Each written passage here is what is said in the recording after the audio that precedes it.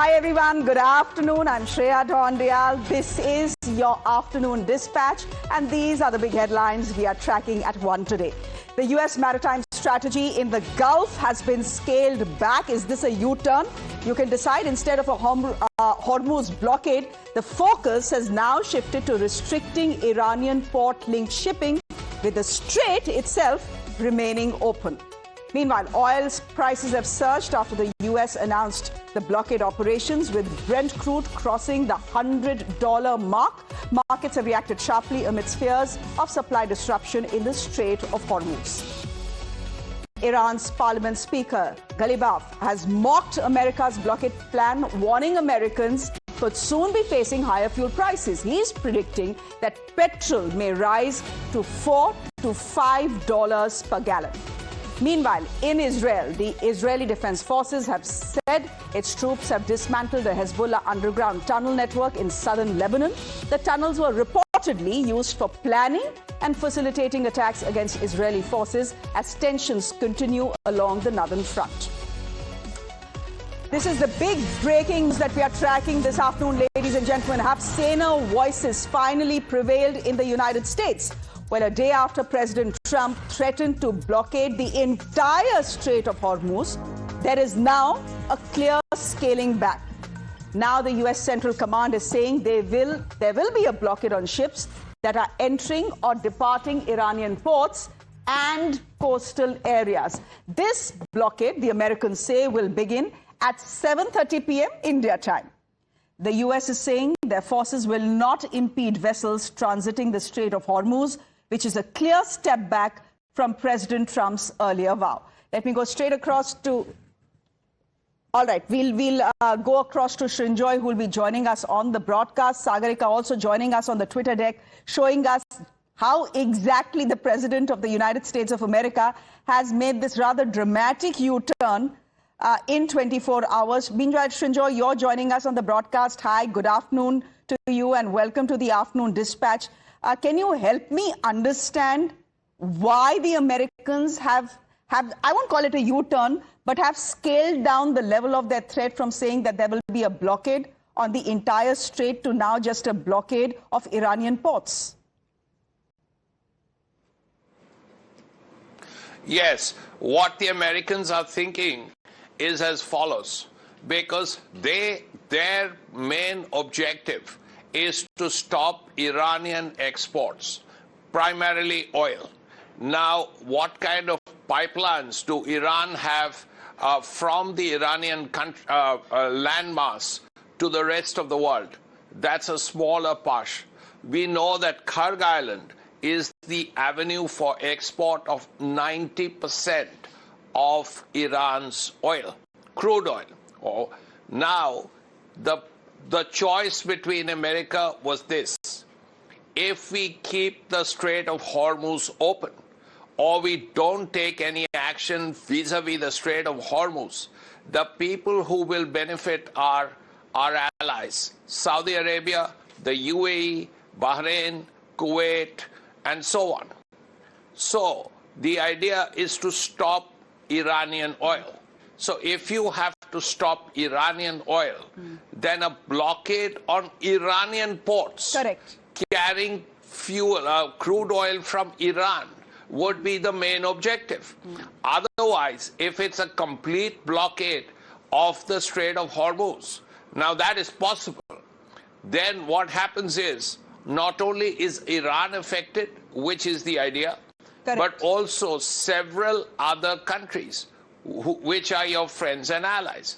Now, the Straits of Hormuz blockade is not enough, because there are some Iranian islands, ports, which are southeast of the Strait of Hormuz.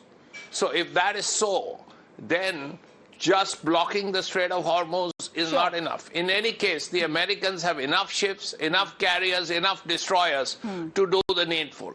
But what they've done is blockade or threaten to blockade Iran's ports. So, Srinjoy, essentially, while a blockade of the Strait of Hormuz effectively shuts down a global energy checkpoint. A blockade of Iranian ports is a targeted military action aimed specifically at Iran's economy, and that really is the difference. So this is a clear scale down, and the scale down has come, Sagarika, within 24 hours. And actually, let's show you the first threat, what Donald Trump said yesterday, and there was a clear mention of the Strait of Hormuz. I'm going to read out his post from yesterday, and this is that exact part where Donald Trump said, we will begin the process of blockading any and all ships trying to enter or leave the Strait of Hormuz. At all points, we will reach an all being allowed to go in, all being allowed to go out basis. But Iran has not allowed that to happen by merely saying there may be a mine out there somewhere that nobody knows about. So here, once again, giving us, let's tell you about what Donald Trump said yesterday.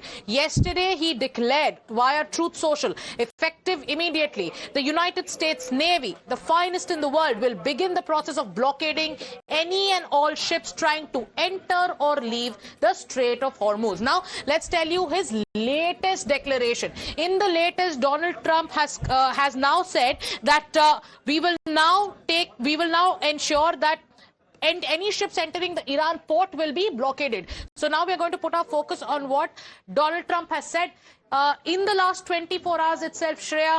From blockading the Strait of Hormuz to now shifting focus to action at Iranian ports. Seems to be a recalibration possibly. All right, Sagarika, we'll leave it there. Thank you very much. Meanwhile, let's quickly listen in to President Donald Trump. Navy is underwater, you know that. 158 ships are gone. Their Navy's gone. Most of their mine droppers are gone.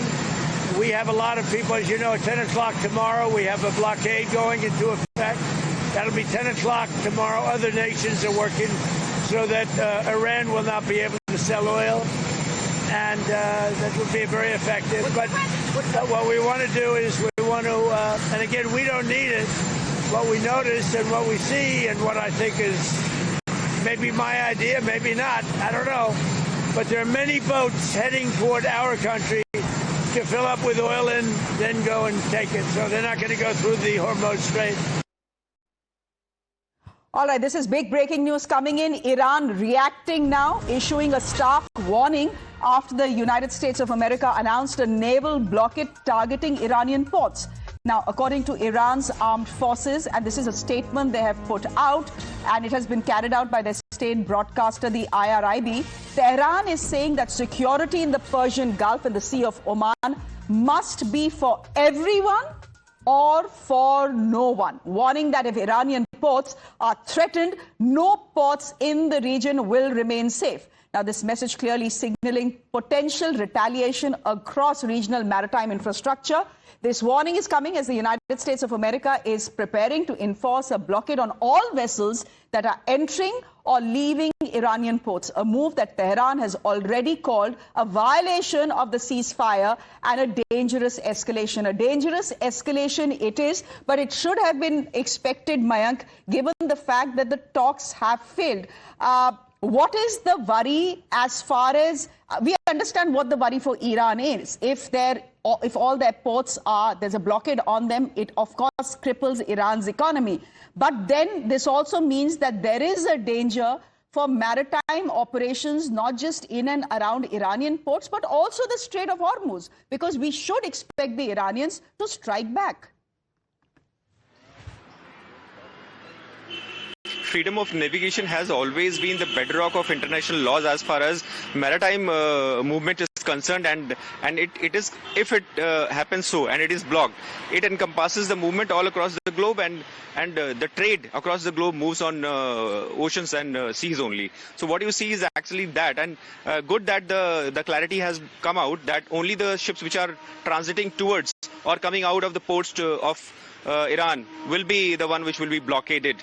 Having said that, it remains one of the points which is economically hurting the globe and has raised the cost of living for everyone. So it becomes very sensitive in that regard, and Iran has been time and again showing that they were the one who were regulating and controlling the movement of vessels, which remained, whether civilian vessels or the merchant vessels, from that side. And they have got the ability, they have shown it by firing the kind of missiles and the drone. So it becomes, let us wait for some time that in what form the deployment of the ships and the capital ships from the US will be taking place, and how the Iranians are going to further answer to that.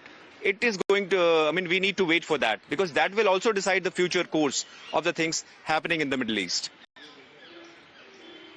Mayank, we leave it there for the moment. Thank you very much. Meanwhile, talks between the United States and Iran have failed, and the Strait of Hormuz, the world's most critical oil choke point, is now on the edge. US President Donald Trump has warned of a naval blockade targeting Iranian shipping, with interception plans and mine-sweeping operations currently underway. In response, we've just heard Iran's Revolutionary Guards have issued a direct warning. Any US military presence near the strait will be treated as a violation and dealt with decisively on the ground. Now, ladies and gentlemen, the fact is the impact is already visible. Tankers are turning back. Some are waiting outside the strait, and others are switching off tracking systems. The global shock is already building. Brent crude prices have surged, as one can imagine, past the $100 a barrel mark. There you are. This is a big worry, not just for the United States, but across the globe as well. As we track the prices, there is also, at least back home in India, some speculation that the prices for petrol, diesel, etc. may increase after the elections. Meanwhile, two oil tankers let's quickly take you through what crude prices have actually looked like. They're on your screens, February 27th. Where is it trading? Where is Brent trading? It is trading at about $72.97 per barrel. This is before the war. March 6th, we come to $92.92 per barrel. This is $92.92 per barrel. Then March 12th, as you progress into the war, this is the first time that you breach the $100 mark. You're coming at $100.46 per barrel. March 20th, as we progress further, prices going further up, 107.53% per barrel. March 26th, again, they dip a bit, $101.96 per barrel. April 2nd, zooms, 109.11 per barrel. April 8th, scales down a bit, $94.78 per barrel. April 13th, again zooms up to $102 per barrel. Meanwhile, more breaking news coming in. There are two oil tankers that are carrying Iranian crude that have arrived off India's coast, marking the very first such deliveries in nearly 7 years. The Iran flag tanker Felicity is anchored off the Sikka port in Gujarat, while the Curacao flag Jaya is waiting near Paradeep, which is in Odisha. These shipments have come in under a temporary US sanctions waiver that allowed the sale of Iranian oil already on water, aimed at easing global supply pressures and cooling of prices. But the timing is crucial. Even as these tankers arrive, talks between the US and Iran, as you know, have failed, and Washington has now announced a blockade targeting Iranian ports. Let me go across to Rishabh, who is joining us on the broadcast. Rishabh, good news coming in, reason for us to smile here in India, but this could be temporary, right? Well, Shreya, the way you started, after 7 years, there is an Iranian oil tanker anchorage at Indian port.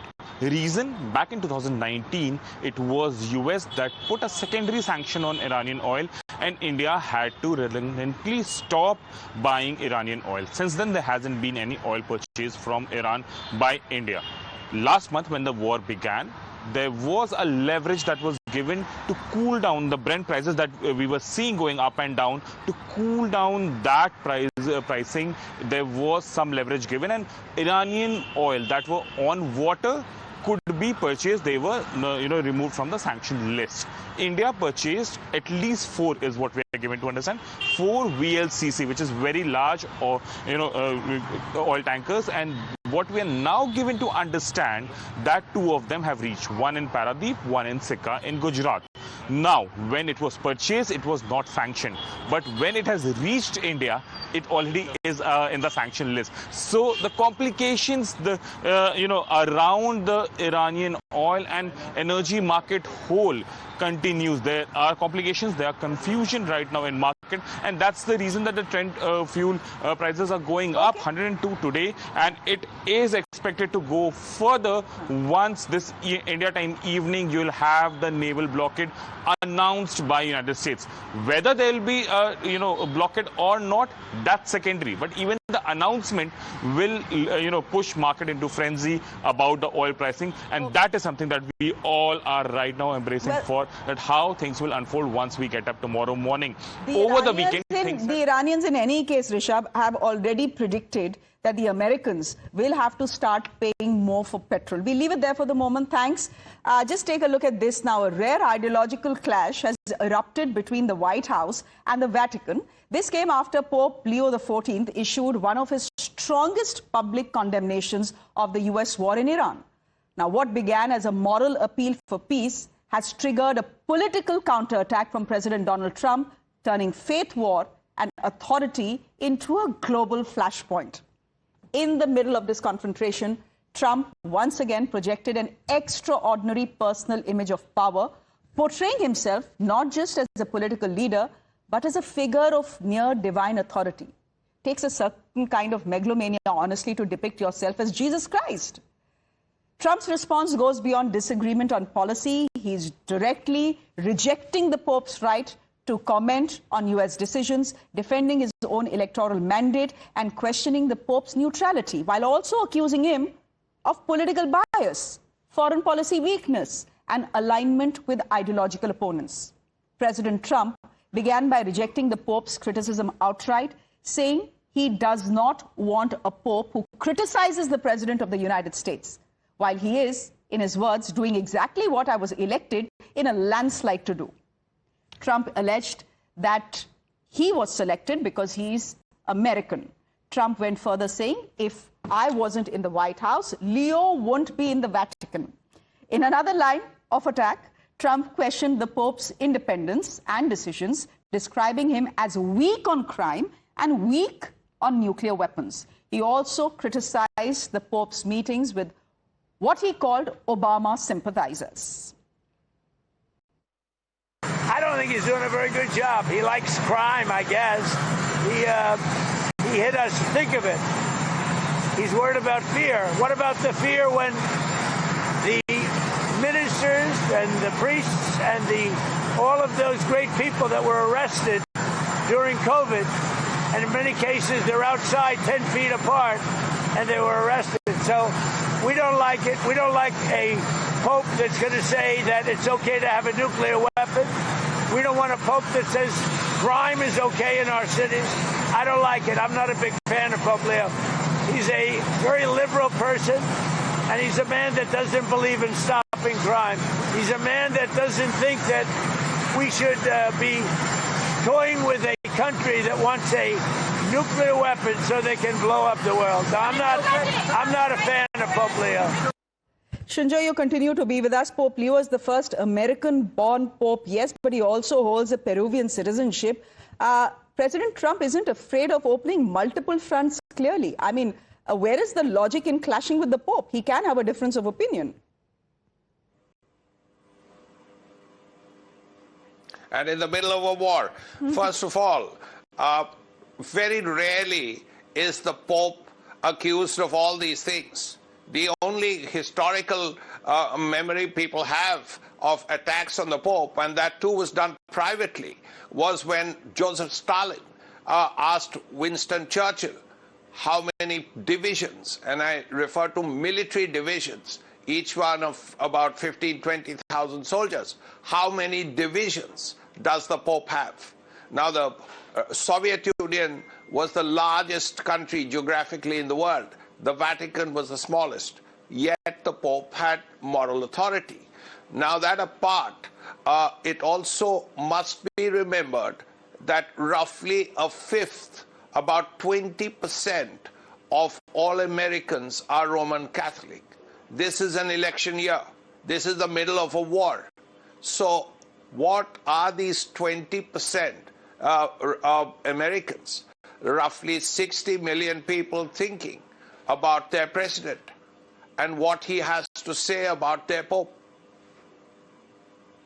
Srinjoy, thank you for being with us. All of this is, of course, coming after Pope Leo issued one of his strongest public interventions yet against the ongoing US-Israel war in Iran. He's warning that the world is being driven by what he's called a delusion of omnipresence, addressing, in fact, worshippers during a vigil at St. Peter's Basilica. The Pope urged global leaders to step back from escalation and choose negotiation over force. He said there must be an end to what he described as the display of power and called for war to be replaced by dialogue and restraint. Without directly naming the United States of America's President Donald Trump, the Pope's message was widely seen as pointed critique of Washington's handling of the conflict, especially as military rhetoric has intensified around Iran. And of course, there is a response coming to what President Trump had tweeted out. California's governor has escalated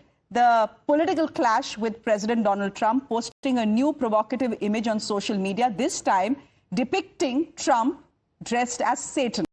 The post is coming as a direct counter to Trump's earlier AI-generated image, showing himself in a godlike miracle-performing pose, a visual that had already triggered widespread political debate over the use of religious symbolism in political messaging. And there are many people, honestly, just shaking their heads in shock and awe. There you have it. That's President Trump's God complex, the picture that actually triggered a massive social media conversation. There you have him as Trump the healer, healing I don't know who, and you have military personnel looking up to him and a couple of worshippers praying to him, as well as you see the eagle and the American flag there. Of course, what was tweeted out by many of his critics is President Trump dressed as Satan, and the person he is blessing is Epstein. So that is the kind of social media commentary that is currently ongoing. Meanwhile, as we track what is happening in the Middle East, and we have entered our 6th week, there is a shocking story that is coming into us from the national capital region. This is where a serving Indian Army brigadier has been assaulted along with his son. What was their crime? They objected to public drinking outside their own residence. Now, what followed was not just a scuffle, but a full-blown attack. The accused called for backup, and within minutes, 7 to 8 men arrived and launched a brutal assault on the brigadier and his son. The brigadier's son was in fact injured. The officer himself was manhandled. We are being told that this incident took place around 10 o'clock on Saturday evening. And this happened in Delhi's Vasant enclave. The family objected to this group of men who were drinking inside a car in public. The situation quickly escalated and a group of men returned to assault them after the attack. The family went to the Vasant Vihar police station to file an FIR, but the complaint, we are told, was not registered. Even medical assistance was not immediately provided. The injured, in fact, had to be taken to a military hospital.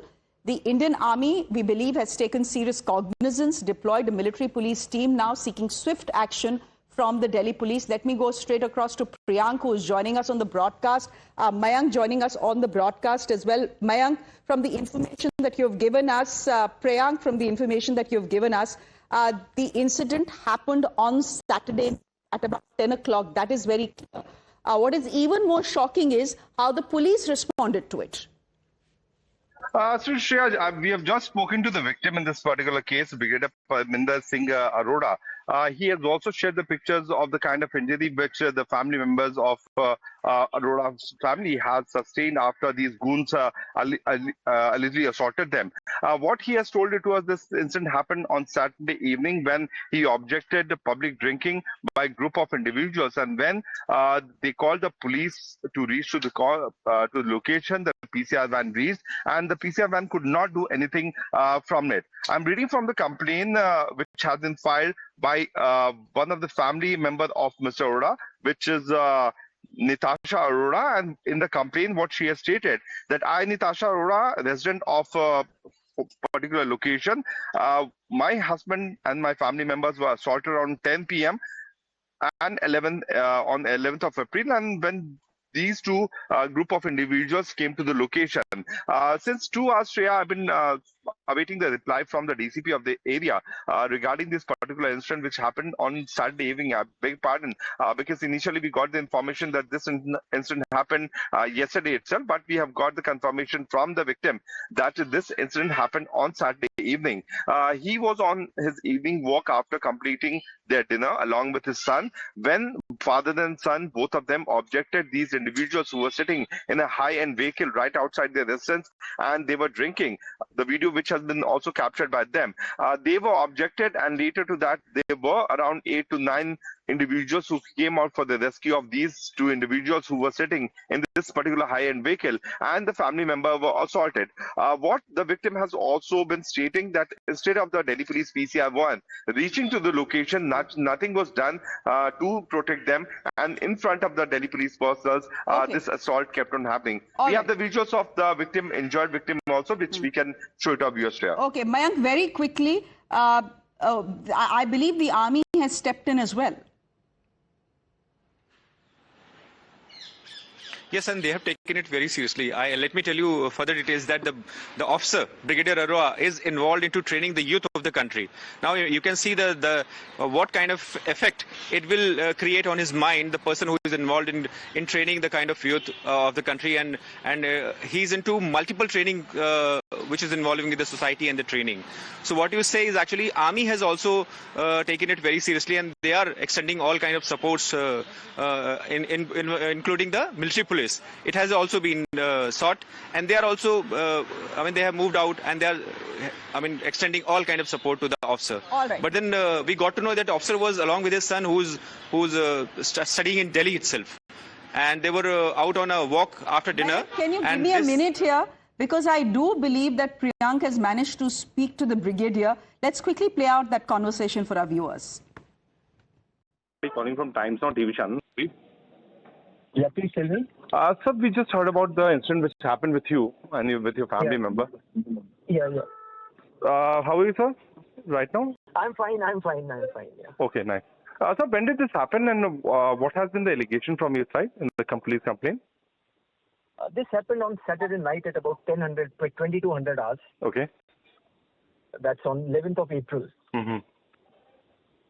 After dinner, self and my son were out for a walk just outside a society that is Vasant Enclave. Uh-huh. So, just outside the house, there's a couple of people were drinking in a car. So, I objected to it, why are you here? Because obviously they were not from the same society. So they said, we will drink, you can do whatever you feel like.